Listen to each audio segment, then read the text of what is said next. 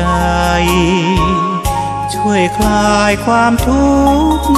กลัดกลุ่มร้อนรุ่มสวงในสาเหตุเกิดมาจากไหนควรคิดพิจารณารักโลภโกรธหลงยังคงเหมือนไปรู้เท่าไม่ทันจิตใจเหมือนไฟสุมสวงให้ร้อนอุรา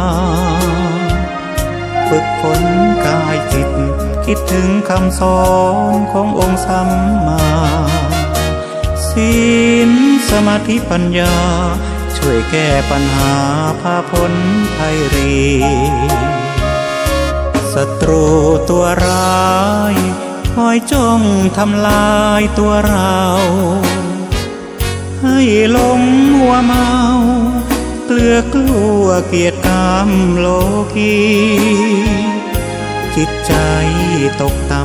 ำเพราะกรรมซ้ำเติมย้ำยีรู้ไหมศัตรูตัวดีอยู่ที่ใจของเรานี้เองโปรดเชื่อคำสอนขององค์สัมมาเสียงโหน่งอภิญญานำมาร้องเป็นบทเพลงรู้ทันศัตรูร้ายกาจแค่ไหนไม่ต้องกลัวเกร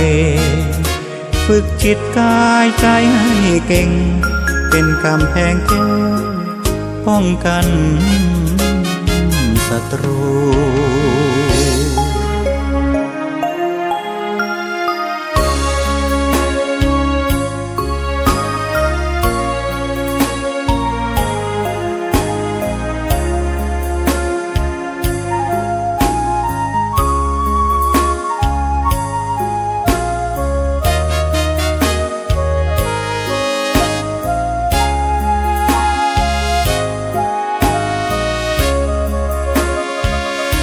ศัตรูตัวร้าย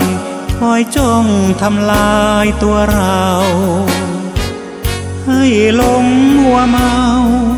เกลือกลัวเกียรติกรรมโลกีจิตใจตกต่ำเพราะกรรมซ้ำเติมย้ำยีรู้ไหมศัตรูตัวดีอยู่ที่ใจของเรานี้เองโปรดเชื่อคำสอนขององค์สัมมาเสียงโหน่งอภิญญานำมาร้องเป็นบทเพลงรู้ทันศัตรูร้ายกาจแค่ไหนไม่ต้องกลัวเกรงฝึกจิตกายใจให้เก่งเป็นกำแพงแก้วป้องกันศัตรู